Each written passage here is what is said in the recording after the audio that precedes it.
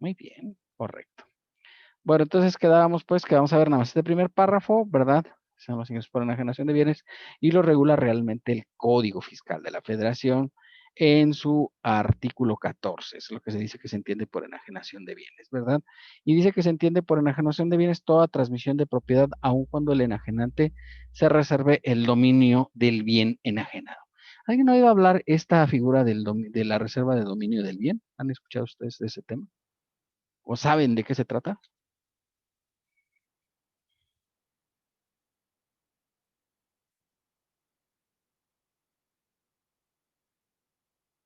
No, profe. No. Bueno, mira, te voy a explicar, es una cosa muy sencilla, pero bueno, de repente, o sea, de todos modos ya se considera enajenación, aunque tú reserves la propiedad la propiedad temporal del bien. O sea, imagínate que, por ejemplo, yo, pues compré una casa aquí al lado, ¿verdad? La de aquí de mi vecina. Y ya ven que, ¿se acuerdan que ayer les dije que ella ya quería regalarles 300,000 pesos a sus hijos? No sé por qué, pero quería regalárselos. Y ya ven que una mamá es así. No, no, su esposo había fallecido y ella dijo, yo quiero regalarle 300,000 a mis hijos. Digo, ah, pues qué buen regalo, ¿verdad? ¿Ustedes se enojarían si sus papás les quisieran regalar 300,000? Pues no. Bueno, bueno, eran 300,000 para los dos hijos, o sea, les iba a tocar de cuánto. Sí, pues tomo 150 también. No está mal, ¿verdad? O sea, sí puede vivir un ratito con ello, ¿no? Y entonces dijo, yo les quiero regalar a mis hijos 300,000 y yo dije, bueno, pues cada quien sus gustos, ¿no? Pues eventualmente, la señora no era muy grande, digamos, tenía unos 55 años, o sea, no era así como, tenía 99 años, y dices, no, pues ya esa ya va, en, ya por en cualquier momento ve la luz, ¿no? Y entonces dices, no, no, todavía está bien, todavía estaba, digamos, en edad de vivir, ¿no? Y entonces, pues dijo, yo le quiero regalar eso. Ok. Yo le dije a la señora, pues mire, pues ahorita no tengo para darle los 600,000 pesos de la casa, porque si es algo, ¿no? 600,000 pesos. Y entonces le dije, pero ¿qué le parece que le doy 300,000 y cuando usted, le pague los otros 300,000, me entrega la casa? ¿Puede pasar eso? Pues sí. ¿Sí? Entonces ahí ya está vendida desde el momento que se dieron los 300,000 pesos, ya se hizo la enajenación del bien, ¿cierto? Eso ya, digamos, literalmente yo ya soy el dueño. Lo que pasa es que como no la he pagado completa, dice el dueño, bueno, mire, cuando usted, me pague el resto del dinero, entonces le entrego el bien. Esa es una enajenación donde se reserva la propiedad del bien. O sea, se la está reservando hasta que yo le pague la diferencia que le falte. Le dije, no, pues en 6 meses le pago los 300,000, ¿verdad? Y dije, pues aquí, ¿verdad? Y entonces, sacas el dinero y pagas los otros 300,000 pesos. Y ya queda pagada, entonces sí, ya tiene la obligación la persona de entregarlos. ¿Verdad? Entonces le dije, mire, pues, no sé, estábamos en enero, le dije, pues en junio le entrego el remanente del dinero. 2 semanas antes de la fecha le dije, mire, ya tengo su dinero, ¿verdad? En cuanto tenga usted la entrega de la casa, le entrego el dinero que falta. Porque luego si le das el dinero, pues luego capaz que no te entrega la casa, ¿no? Entonces, eventualmente dices, pues tomas precauciones antes de entregar la lana y pues le avisas, ¿sabe qué? Si me desocupa la casa en 2 semanas, yo le tengo el dinero. Y es lo que hizo, ¿no? Porque la persona estaba esperando el pago, ¿sí o no? Pues sí. Sí, ¿verdad? Aunque la enajenación obviamente se llevó a cabo desde enero, ¿sí? Y no por 300,000, sino por los 600,000 que valía el bien, ¿verdad? Pero ella tenía la obligación de entregarlo hasta junio, ¿verdad? Y digo, decir, ah, pues es el mismo año, no pasa nada. Sí, pero pudo eso haber sido en octubre, ¿no? ¿Sí? Y a lo mejor, pues ahí se va a brincar de un año a otro. De cualquier forma, no pasa nada. Si es en octubre, pues en octubre ya se realiza la enajenación e inclusive se hizo la escritura, porque la señora luego tenía unos adeudos ahí con Coppel, y ya ven que esos son vagos, esos no llegan ni embargan cualquier cosa, ¿no? Entonces dije, no me voy a arriesgar, porque esto puede ser peligroso para la salud, ¿no? Entonces capaz que llega Coppel y embarga la casa y entonces ya me quedo yo con nada, ¿no? ¿O no? Pues sí, muy abusada la señora. Bueno, pues, no, no, de hecho, bueno, pues ya como se hizo la escritura, y si ya está mi nombre, ¿la puede embargar el Coppel? ¿Ustedes qué opinan? Yo digo que ya no. No, pues ya no, porque yo ya la compré y fue una compra, digamos, lícita, ¿verdad?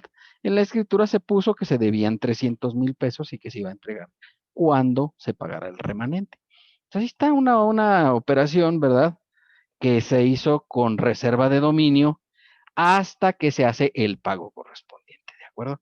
Entonces, para que veas que luego esas operaciones sí se pueden llevar en la vida práctica de una manera pues, razonable, ¿no? La segunda son las adjudicaciones, aun cuando se realizan a favor del acreedor. ¿Sabe? ¿Alguien sabe qué es una adjudicación?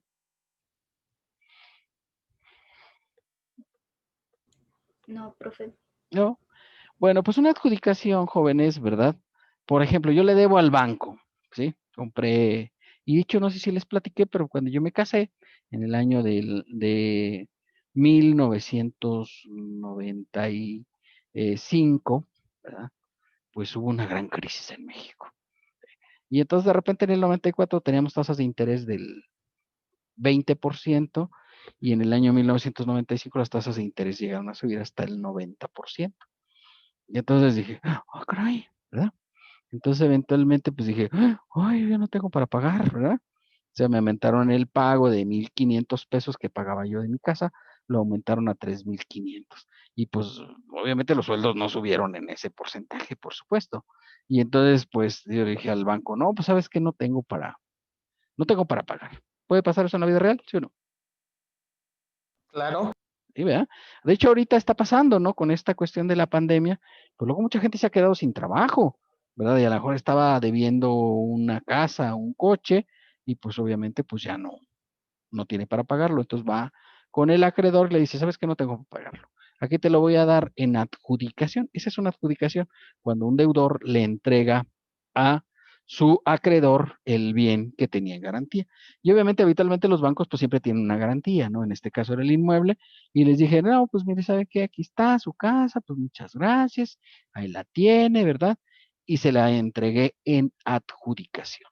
Dice que no importa que sea a favor del acreedor, ¿sí? A favor del acreedor. O sea, en este caso le digo, no, pues ahí está, BBVA Bancomer, pues ahí tienes tu casa, ¿verdad? Tienes una casa más, ¿verdad?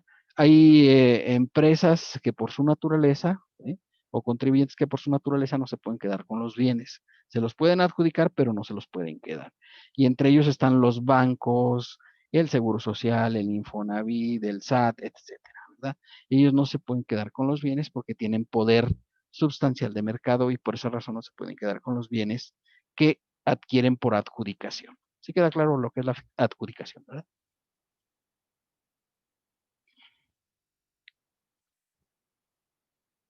Pues, en general, sí.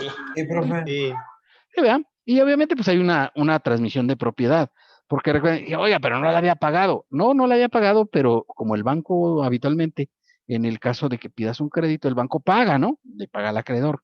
Entonces ya no le debes tú a la inmobiliaria que hizo la casa.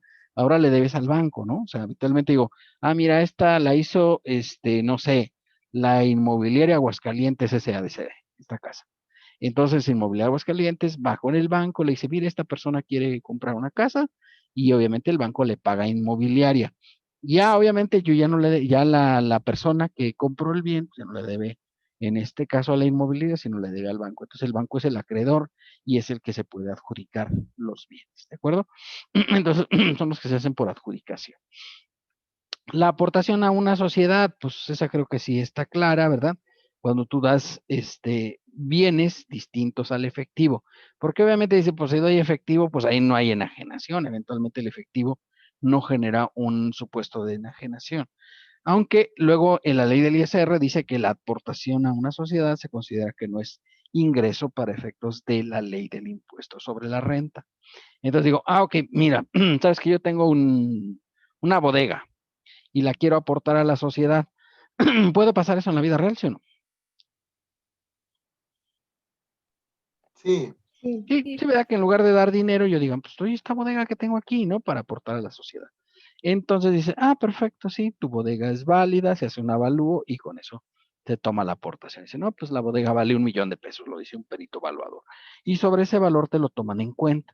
Pues esa es una aportación de sociedad. Entonces, la bodega ya no queda a tu nombre, sino pasa a ser nombre de la empresa que se está constituyendo o a la que yo estoy aportando. Entonces, ahí hay una enajenación porque pues obviamente ya no soy dueño yo del bien, sino ahora es dueña la empresa, ¿verdad?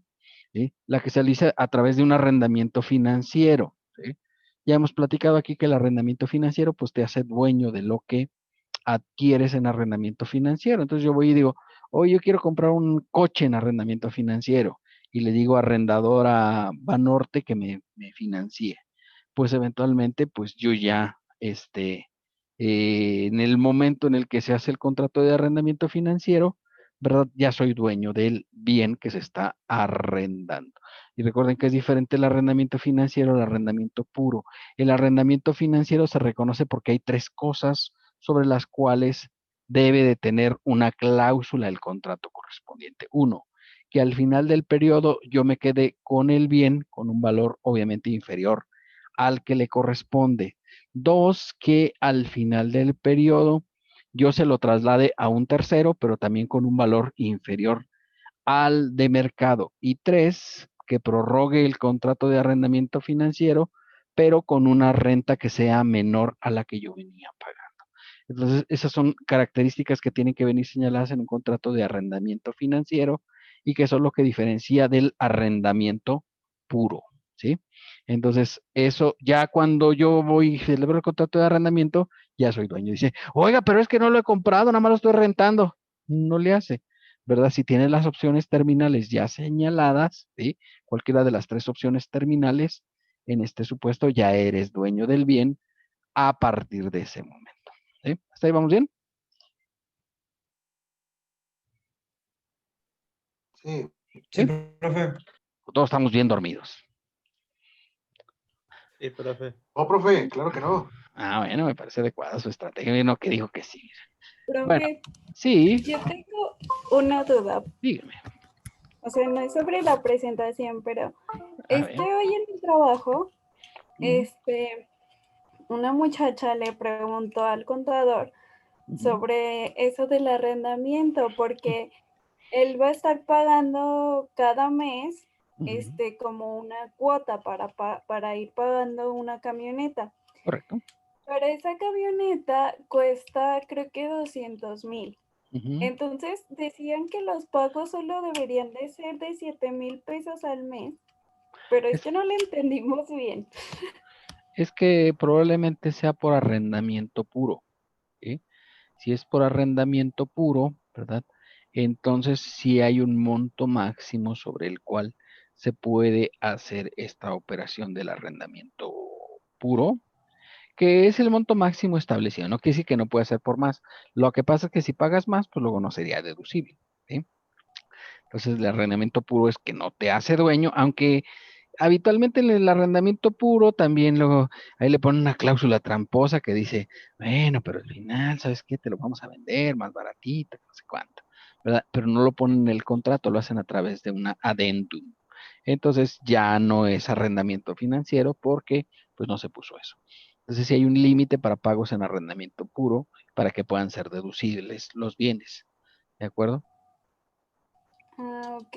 Ujú, Porque sí decía eso, creo que decía que el límite era de 7,000, ujú, pero él estaba pagando más porque le cobraban como intereses y como una cuota de mantenimiento. ujú. Entonces le decían a la muchacha que pusiera como solo el límite y lo que tenía como de mantenimiento que también lo dedujera, pero como gasto. Puede ser. O lo puede deducir como intereses, también es válido, ¿sí? Si nada más paga hasta el límite. O sea, sí es válido esa cuestión, si lo pudiera hacer, ¿sí? ¿De acuerdo? Es una forma de también de deshacerse de los bienes. En ese caso, cuando es arrendamiento puro, no eres dueño del bien porque no es enajenación. En ese supuesto va registrando el arrendamiento en la cuenta de renta de bienes. En este caso de bienes muebles, ¿no? ¿Sí? Que es lo que está comprando. Bueno, la que se realiza a través de un fideicomiso y obviamente pues habitualmente estamos hablando de fideicomisos empresariales porque ya vimos los fideicomisos en arrendamiento. Y como ven el fideicomiso pues puede tener diversas figuras, ¿verdad? En cuanto a la enajenación. La cesión de derechos de bienes afectos al fideicomiso, ¿sí? Obviamente pues si te dan una cesión de derechos de un bien que está afecto al fideicomiso hay enajenación porque obviamente pues se está obteniendo ese recurso. La transmisión de dominio de un bien tangible, ¿sí? Cuando se efectúa a través de la enajenación de títulos de crédito o de cesión de derechos. No aplica a acciones o partes sociales, Esto se refiere fundamentalmente, no sé, imagínate, yo voy a un almacén general de depósito. ¿Alguien ha oído hablar de esa figura, el almacén general de depósito?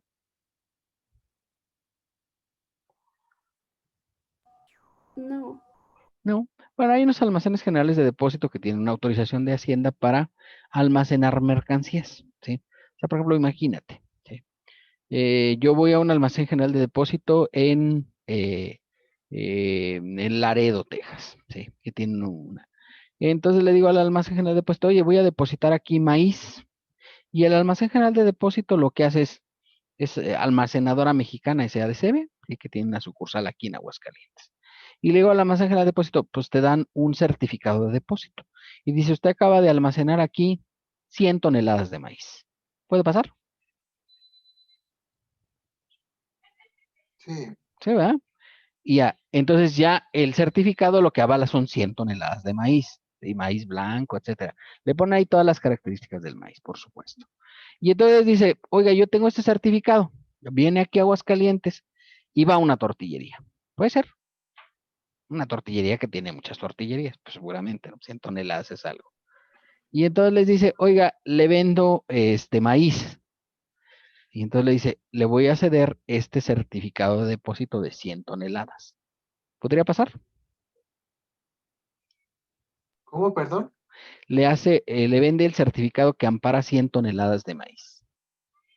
Y entonces dice, ah, caray, está raro, ¿no? Pero sí hay una enajenación, porque ahí lo que le está vendiendo no es el documento, lo que le está vendiendo, ¿qué es? El producto, el maíz, el El bien. maíz, ¿verdad? Le está vendiendo el maíz, por supuesto. Y entonces ya esta persona va al almacén general de depósito y le dice, oiga, vengo por las 100 toneladas de maíz, ¿verdad? Y trae ahí los 2, 3 trailers que va a ocupar para llevarse las 100 toneladas de maíz. Pues eso, dice el fisco, aquí hay enajenación, pero no se está enajenando el certificado. Lo que se está enajenando es el producto que ampara ese certificado. ¿Sí queda claro? Sí. Sí, ¿verdad? Sí, entonces ahí la venta es de maíz, ¿verdad? No de el certificado. Por eso dice que cuando ampara un bien tangible, como en este caso el maíz. Y como digo, maíz puede ser trigo, puede ser soya, puede ser eh, pues, no sé, aceite, en fin, o sea, diversos productos que son sujetos de almacenaje. Lo habitual es que sean productos de primera necesidad, lo que reciben los almacenes generales de depósito, ¿verdad? Y obviamente, pues la persona tiene la facultad de vender el certificado y ese certificado, pues avala la propiedad de un bien tangible que está marcado en el propio título, ¿verdad? O sea, no es así como, oye, es algo tramposo, no, pues está bien, o sea, digo, obviamente, pues yo digo, no tengo dónde guardar el maíz, que puede ser, ¿no? Que no tengan dónde guardarlo. Sí, 100 menos porque dijo que son 100,000 toneladas. bueno, 100 toneladas, no 100,000, 100 toneladas, pero sí, todos 100 toneladas es una cantidad, ¿no? Y entonces, claro, la almacenadora te cobra una cuota por ello, por supuesto, pero pues a lo mejor para ti es razonable porque dices, pues ok, ellos sí tienen dónde almacenarlo, porque son habitualmente pues bodegas donde se guarda este tipo de insumos. Y obviamente, pues la otra ventaja es que tú lo pones en Laredo y a lo mejor pues lo puedes vender en Aguascalientes, en Chihuahua, en Sonora, en Yucatán, y obviamente pues ya el almacén pues tiene ese producto, porque son productos habitualmente, pues hay productos equivalentes por todo el país, entonces te vende el producto donde tú digas, ¿no? Entonces tienes esa ventaja adicional. Bueno, la proveeduría de bienes, ¿verdad? Cuando se haga a través de un contrato de factoraje financiero, ¿verdad? Entonces, es proveedor de bienes, es pues dar un bien. La fusión o escisión de sociedades, excepto las que cumplan los requisitos del 14b de la ley, ¿vale? Bueno, regresamos. Esos son los que se supone que son supuestos de enajenación de bienes, que es lo que deriva del Código Fiscal de la Federación, ¿de acuerdo? En el caso de permuta, se considera que hay dos enajenaciones. ¿Alguien sabe qué es una permuta?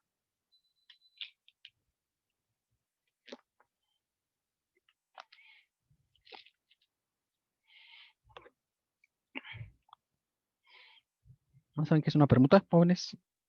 No. ¿No? Pues fíjate que una permuta es un cambalache, ¿verdad? Cuando echamos un cambio de una cosa por otra, ¿se de cuenta? Pues, dice por ahí, no sé, el compañero A ver quién está aquí disponible. Vamos a ver los participantes, porque son poquitos ahorita, hoy, ¿verdad? El compañero Aldo, ¿verdad? Tiene un Jetta y decide cambiarlo con Alicia, que tiene un Sentra. ¿Puede pasar eso? Sí. Sí, ¿verdad? O sea, sí pudiera ser. Entonces le dice Aldo a Alicia, sí, pero ¿sabes qué? Tu Sentra está más fregado que mi Jetta. Entonces, ¿sabes qué? Pues sí te doy el Jetta, pero me das 10,000 pesos a cambio, ¿verdad? O sea, además del coche, pide una cantidad en monetario para completar el cambio del Jetta por el Sentra, ¿verdad? Y entonces dice, por eso aquí dice que hay dos enajenaciones, porque obviamente una persona va a vender un Jetta y la otra persona va a vender el Sentra, por eso hay dos enajenaciones. Hay que sacar el valor de avalúo, ¿verdad? Y obviamente al valor de avalúo se le van a sumar 10,000 pesos que se dieron a cambio, o habitualmente decimos como a mano, ¿verdad? De la operación. ¿Estamos bien? Eso es una operación de permuta, ¿verdad? Yo creo que sí las hemos visto en la práctica, ¿sí o no? Claro. Sí, sí, sí. ¿Verdad? Yo me acuerdo en la práctica, pues cuando estábamos chavos, ay, te cambio tus caicos por una torta. Y ya llevabas los caicos y cambiabas las canicas, ¿no? Por una torta. Pues pasaba eso, ¿no? En la vida práctica, ¿no? Y ya era una permuta, dices, era algo muy sencillo. Pues sí, era algo muy sencillo, pero eran dos productos, ¿no? Eventualmente. Pues así de fácil, o sea, puede ser cosas muy grandes o cosas muy chiquitas, ¿no? ¿Sí? Eso es lo que acostumbran hacer los niños, ¿no? Yo, vaya, tú tienes Mazinger Z y tú tienes a Buzz Lightyear, echamos cambio, y echan cambio, ¿no? ¿Sí? Ahí hay una permuta para que veas, ¿no? ¿De acuerdo?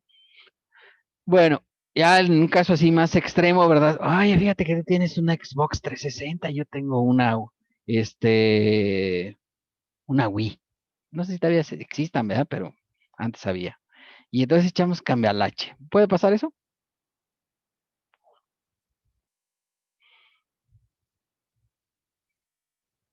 Mm, Sí, Claro. profe. sí, me refiero a los videojuegos, ¿no? Creo que ustedes sí los conocen. Yo, la verdad es que no, nunca he sido deportista, sí. Y fíjate que compré alguna vez una Atari cuando yo estaba chavo. Bueno, tenía como unos 15 años, pero creo que lo jugué como unas 2 veces y después dije, esto qué bárbaro, qué pérdida de tiempo.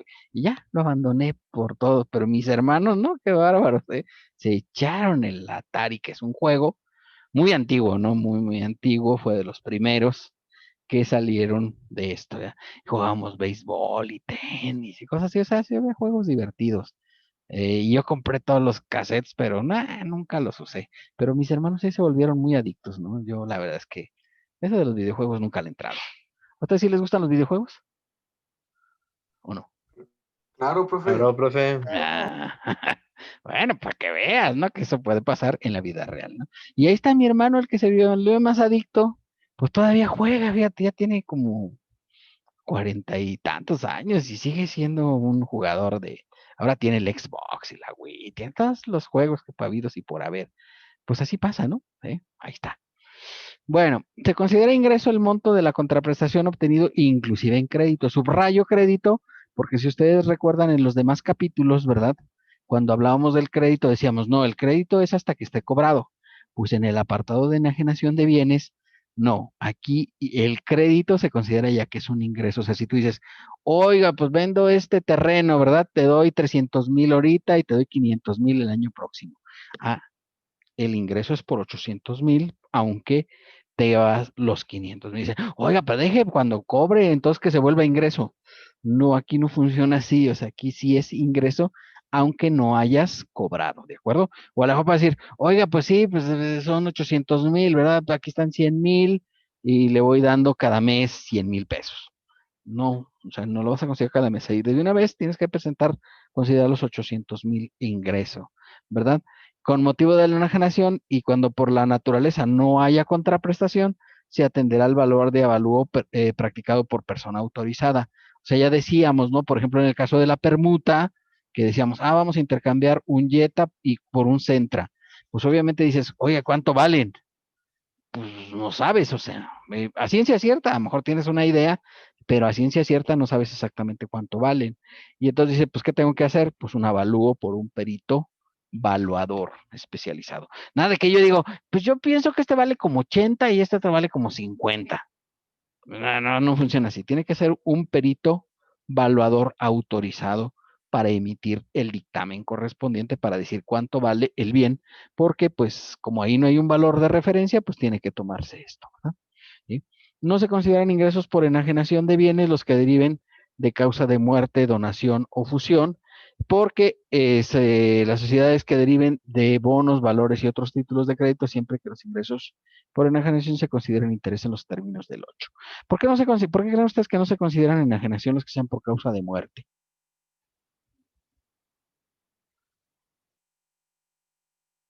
Y ojo, estamos hablando de ISR, ojo, porque hay otras leyes que sí regulan que cuando es por causa de muerte sí hay enajenación. ¿De acuerdo? Pues puede ser porque pues tal cual no lo está vendiendo, lo está cediendo de otra forma. Pues sí, pero digo, además la persona que lo entregó, pues ya se murió, ¿no? Ya. Exacto, él no tuvo un beneficio, por así decirlo, por dicho Dicho ingreso. entrega de beneficio. Sí, y eventualmente en términos generales, digamos, el caso de la herencia sería más bien un ingreso del capítulo quinto. Y lo que pasa es con la donación, que también está en el capítulo quinto, que lo vamos a ver enseguida. ¿De acuerdo? Entonces, pues la causa de muerte es que, digamos, aun cuando no hay un beneficio, pues realmente es un ingreso por adquisición de bienes. Pero si ustedes recuerdan, ya habíamos visto esto al principio de que vimos los temas, ¿no? ¿Qué pasaba con la herencia? Pues estaba totalmente exenta, ¿sí recuerdan eso? Sí, profe. Sí, Sí, aunque si excedía de determinado monto, si ustedes recuerdan qué había que hacer.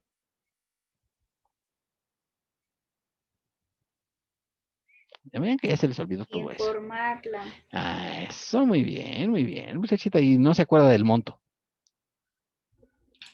600,000. No, ese era para ahorros. 500,000, exacto. Sí, 600,000 eran para préstamos, donativos y premios, y 500,000 para herencias, para viáticos exentos y para donaciones, ¿verdad? O sea, esos son los que regulaba, perdón, venta de casa habitación, son los tres conceptos que regulaba este supuesto, ¿vale? Entonces sí te pueden heredar, pero pues tienes que informar si excede de 500,000 pesos. Entonces las de muerte y donación, pues en realidad la herencia, pues toda está exenta, ¿no?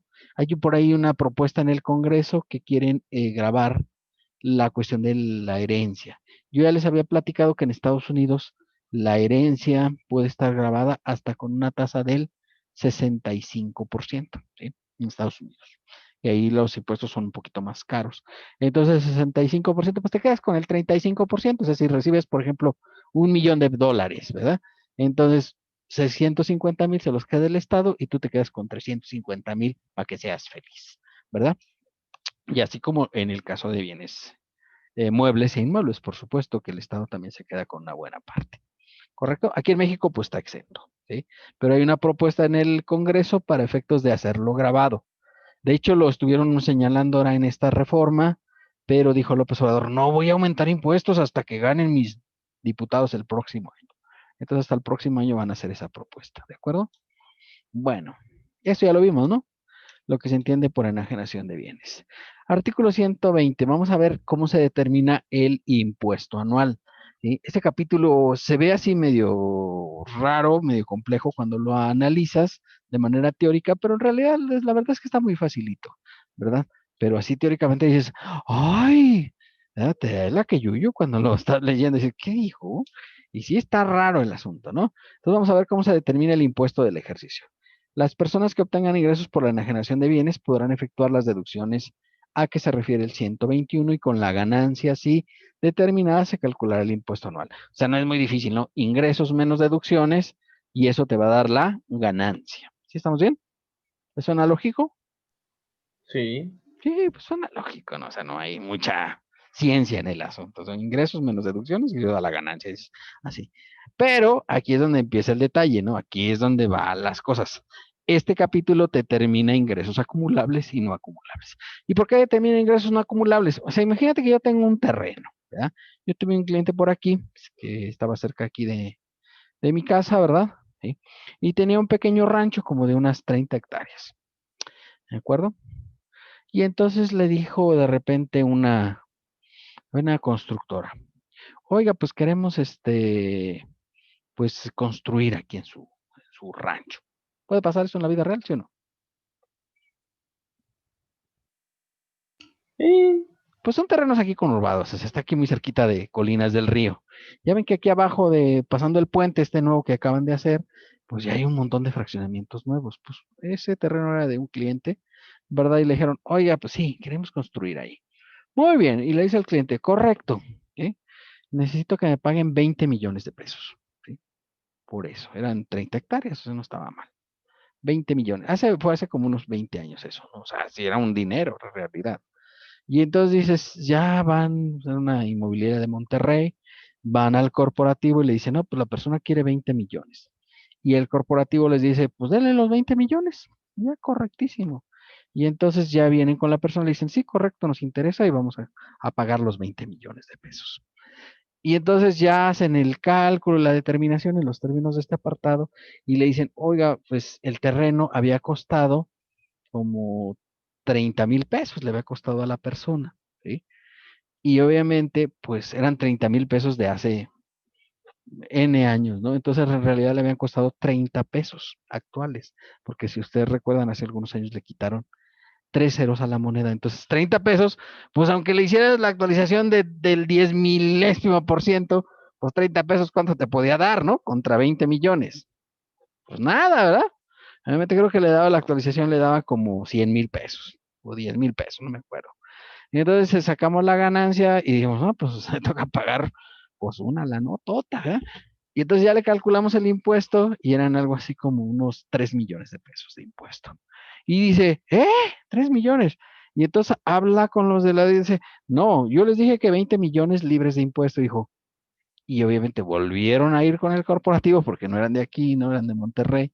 Y en Monterrey le dijeron, no, pues no eran 23 millones, eran como 26 millones, 25 millones, porque habría que calcular el impuesto sobre impuesto para poder determinar el valor. Y dijeron, no, ya no, ya no, porque fíjate, de 30 pesos que había pagado la persona, ahora iba a obtener un ingreso de 20 millones.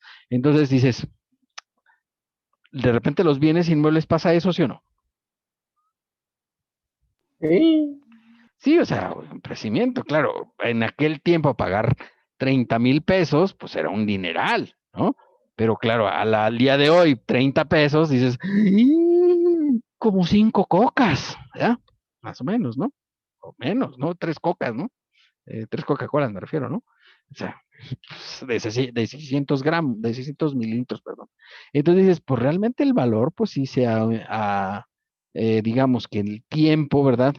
Ha llevado a esto, o sea, en realidad, no decir, esta ganancia, pues realmente no la obtuvo este año, ¿o sí? No. O sea, ha sido producto del paso del tiempo, sí, claro, ahorita la va a percibir, pero en realidad lo que ha pasado es que, pues claro, los bienes inmuebles, pues han aumentado de una manera exponencial aquí en Aguascalientes, ¿verdad? Y entonces, pues después de eso, pues, dijeron, sí, no, pues de 30,000, imagínate, a 20 millones, pues sí es una pequeña diferencia, o sea, y en este caso no eran 30,000, eran 30 pesos, ¿sí? De 30 pesos a 20 millones, pues sí te da una diferencia, ¿no? Y obviamente era una ganancia impresionante para pagar arriba de los 3 millones de pesos, pues imagínate lo que era. Bueno, obviamente dice que aquí la ganancia se divide entre el número de años transcurridos entre la fecha de adquisición y la de enajenación sin exceder de 20, ¿sí? Y luego vamos a ver que cuando sean pérdidas no puede exceder de 10, ¿de acuerdo? Entonces la ganancia entre el número de años transcurridos sin exceder de 20. Y dice, el resultado que se obtenga como la fracción anterior sería la parte de la ganancia que se sumará a los demás ingresos acumulables. O sea, esta fracción primera era el ingreso acumulable, ¿verdad? Y en el año de calendario se calculará el impuesto en los términos correspondientes a los ingresos acumulables. Ya saben, se le pueden restar las deducciones personales y demás, ¿sí? La ganancia no acumulable se multiplicará por la tasa de impuestos que se obtenga conforme al siguiente párrafo. El impuesto que resulte se sumará al calculado conforme a la fracción que antecede y el resultado será el ISR. O sea, quiere decir que aquí va a haber ingreso acumulable e ingreso no acumulable. Ingreso acumulable que se va con los ingresos acumulables dividido nada más entre el número de años. Y no acumulable que se multiplica por la tasa efectiva de impuestos. ¿Eso ya lo hemos visto, sí o no? Sí. Sí, pues la vimos un poquito en el capítulo primero, cuando vemos el apartado de la enajenación de los ingresos por por eh, Salarios. liquidación de trabajadores, ¿no? Que ahí lo vimos ese apartado, si ustedes recuerdan. ¿Sí? Bueno, pues así era la situación, entonces así es como se llevó a cabo esta operación. Entonces, ganancia acumulable, ganancia no acumulable.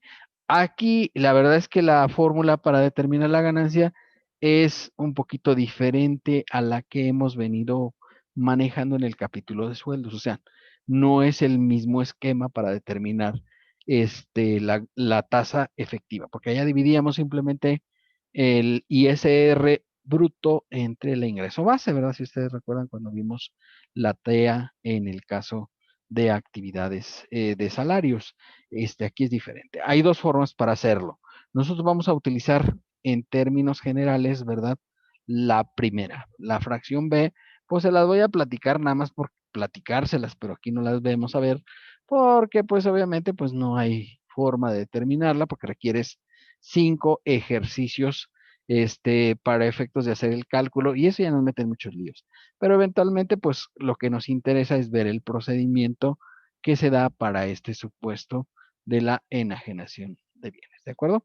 Entonces, mira, el procedimiento es, inciso A, se aplicará la tarifa que resulte conforme al 152 de esta ley a la totalidad de ingresos acumulables obtenidos en el ejercicio, disminuidos con las deducciones autorizadas por el mismo, excepto las establecidas en las fracciones 1, 2 y 3 del 151. El resultado así se obtenido se dividirá entre la cantidad que se aplicó la tarifa. Y esa será la tasa. ¿Alguien se acuerda cuáles son las fracciones 1, 2 y 3 del 151? Ya las hemos visto.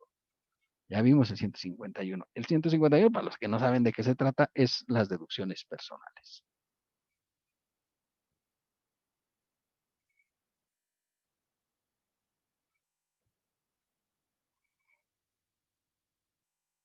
¿Cuáles son esas fracciones?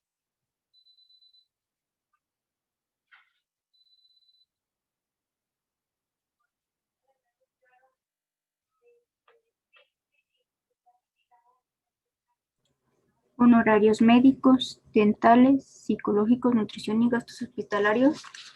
Ya está leyendo, compañera, no se conoce. Viera a ver si abuelo se acordaba cuáles eran. Oh, profe, es que aquí tengo un business. Ah, No, pues son los apuntes, profe. muy bien hecho, Slytherin, bien hecho. De Muy algo bien. sirven, profe. Bueno, me parece adecuada su estrategia. Pues Los sí, es gastos de correcta. funeral y los donativos. Correcto, muy bien, me parece adecuada su estrategia.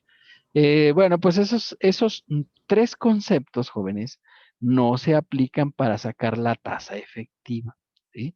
Curiosamente, o sea, no dices, oiga, pero ¿por qué? ¿Verdad? Pues nomás porque así lo dice la ley, o sea, no se aplican esos conceptos. Inicialmente, cuando se hizo esta regla, eran las únicas tres fracciones que había, o sea, los gastos, las deducciones personales solamente incluían esas tres. Ya luego se fueron sumando las demás. Este apartado quiere decir que para sacar la tasa efectiva no aplicar las deducciones personales. Pero como decía fracciones 1, 2 y 3, pues ya se quedó así. Y ahora, sí puedes meter algunas deducciones personales, pero que no sean esas tres fracciones. Todas las demás sí las puedes meter. Y es nada más para calcular la tasa efectiva en el capítulo de enajenación de bienes. ¿De acuerdo? Entonces ahora tenemos que sacar dos diferentes cálculos. Uno, el de ingresos acumulables, y otro, el cálculo especial, la TEA especial, que se utiliza en este apartado de enajenación de bienes en este apartado, ¿de acuerdo? Y la segunda, que les digo, no la vamos a ver, pero se las voy a platicar nada más, que es la tasa promedio que resulte de sumar las tasas aplicadas en lo previsto en el inciso anterior para los últimos 5 ejercicios, incluido aquel en que se realizó la enajenación y se divida entre 5. O sea, hay que sacar la tasa promedio de los 5 años correspondientes. O sea, en este caso, si estamos hablando de 2019, sería 19, 18, 17, 16 y 2015. ¿Cuál es el problema con esta segunda? ¿Cuál creen que es el mayor problema?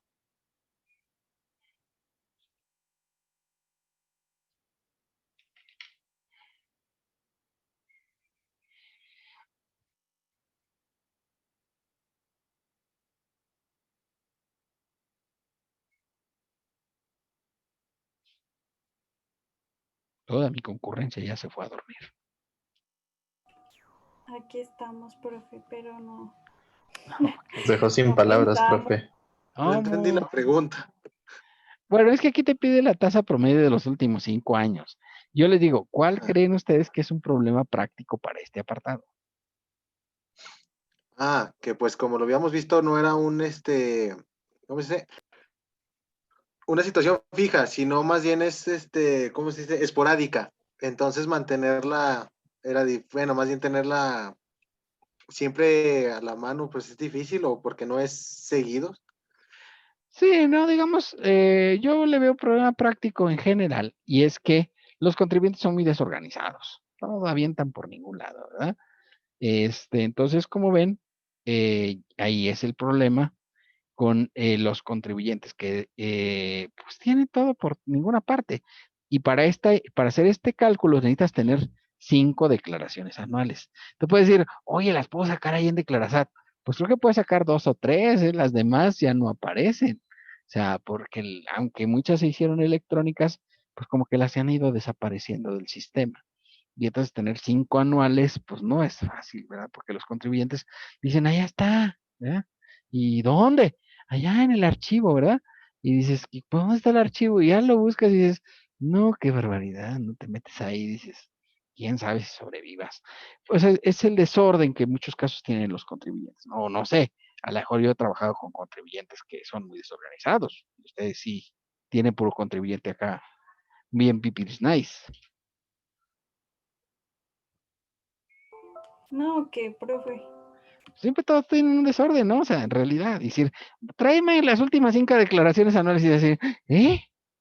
Y te va a ver así con cara de, ay, las 5 anuales. Uy, no, qué barbaridad. Y te va a mandar a la China, se me hace, ¿no? O sea, va a estar difícil para que las tenga. Pero ese es un problema práctico. Y obviamente aquí en clases le digo, vamos a utilizar nada más la fracción A, que es pues obviamente lo del ejercicio fiscal. Eso sí, habitualmente puede ser mejor, más beneficiosa la B, pues sí, porque la tendencia de los ingresos es que vayan subiendo, ¿verdad? Y entonces si han subido tus ingresos, pues obviamente la tasa promedio puede ser que haya bajado en años anteriores. Entonces esa es una ventaja. Y aquí está el procedimiento para la determinación del impuesto en este apartado, ¿verdad? Dice, el ingreso obtenido le restas el costo actualizado neto. Esa es la ganancia. Entonces, la ganancia entre el número de años transcurridos sin exceder de 20. Y ojo, aquí subrayo son solo años completos. O sea, dije, oiga, tengo 14 años con 9 meses. 14, ¿sí? Porque tienen que ser años transcurridos, ¿sí? Y los años transcurridos, pues entiéndase que tienen que ser completitos, ¿vale? Y eso me da como resultado la ganancia acumulable del capítulo cuarto. Le resto las deducciones personales del ejercicio. Y ojo, para el cálculo sí le resto todas las deducciones personales, ¿vale? Y el resultado es el ingreso base anual. Le aplicamos la tabla del artículo 152, la anual, y eso me da el ISR bruto. Más el ISR por ingresos no acumulables del capítulo cuarto. Eso me da el total del ISR menos retenciones del capítulo cuarto, menos ISR federal, menos ISR estatal, y eso me da el ISR a cargo. Es decir, chis, aquí sí hay ISR estatal. Sí, en este capítulo sí vamos a ver que hay un impuesto estatal, ¿sale? O sea, no es un error, si está, si existe el ISR correspondiente. Las retenciones son para la enajenación de bienes muebles y el ISR federal y estatal es para los ingresos por la enajenación de bienes inmuebles. Y en muebles, entiéndase que también están incluidas las acciones. Puede ser a cargo o a favor, por supuesto. ¿Cómo se determina el ISR por ingresos no acumulables? Mira, aquí está. A la ganancia le resto la ganancia acumulable. Y eso me da como resultado la ganancia no acumulable por la TA especial. Y eso me da el ISR por ingresos no acumulables del capítulo cuarto, ¿verdad? Que aquí, de hecho, si ustedes ven la fórmula, ¿verdad? Se suma el ISR bruto anual más el ISR por ingresos no acumulables, que es el que viene en este apartado. Así saca la tasa efectiva anual especial, que es igual al ISR especial entre el ingreso base especial. La base ISR la base especial y el ISR especial no se consideran las deducciones personales de las fracciones 1, 2 y 3 del artículo 151 de la ley. O sea, lo que acaba de decir la compañera, aunque vi que ahí la leyó. Entonces eso ya le quitó así como que la normalidad al asunto, ¿verdad? Gastos médicos, dentales, hospitalarios, psicológicos y de nutrición, donativos y gastos de funeral, ¿verdad? Son los que se consideran para efectos de este apartado que no entran tanto en el ISR especial como en la base especial, ¿de acuerdo?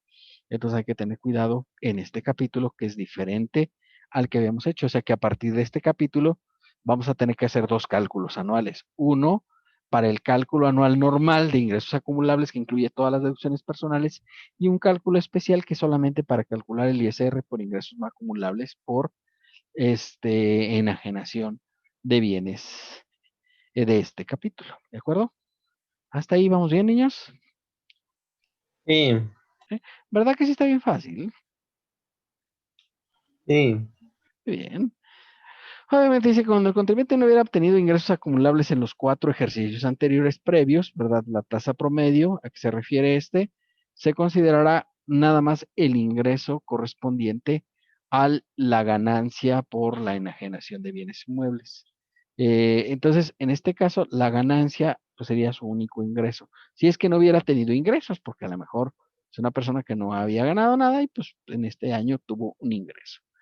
Cuando el pago se reciba en parcialidades, el impuesto que corresponda a la ganancia no acumulable podrá pagar en el año de calendario en el que efectivamente se reciba el ingreso, siempre que se obtenga sea a un plazo mayor a 18 meses y se garantice el interés fiscal. Para determinar el monto se dividirá el impuesto calculado, ¿verdad? En la fracción 3 entre el total del ingreso por la enajenación. El consciente se multiplicará por los ingresos efectivamente percibidos en el año. La cantidad resultante será el impuesto a enterar por concepto en la declaración anual. Ojo, ¿verdad? Eso es cuando quieres diferir el ISR. Les voy a decir una cosa. Obviamente, en este capítulo es difícil que tú digas, oye, voy a dar un crédito a 18 meses y dices, no, pues yo creo que no, ¿verdad? No creo que eso sea común y les voy a decir por qué. Porque si tú realmente no te dedicas a esto de la enajenación de bienes, es un acto esporádico. ¿Estamos de acuerdo? Sí. Sí, O sea, que tú no puedes estar aquí. Entonces, obviamente, este caso es muy específico, ¿verdad? Y obvio, pues dices, ¿cómo voy a dejar 18 meses, ¿verdad? Yo no me dedico a esto. Si tú dices, es que yo soy una constructora y tengo 100 casas en venta, dices, bueno, pues está bien, puede ser. Pero si tú no te dedicas a esto y vas a diferir a 18 meses y vas a garantizar el interés fiscal y todo eso, pues está raro. O sea, sí, sospecha, ¿no? Porque como no es tu negocio habitual, pues es difícil que tú digas, voy a dar un crédito a tan largo plazo.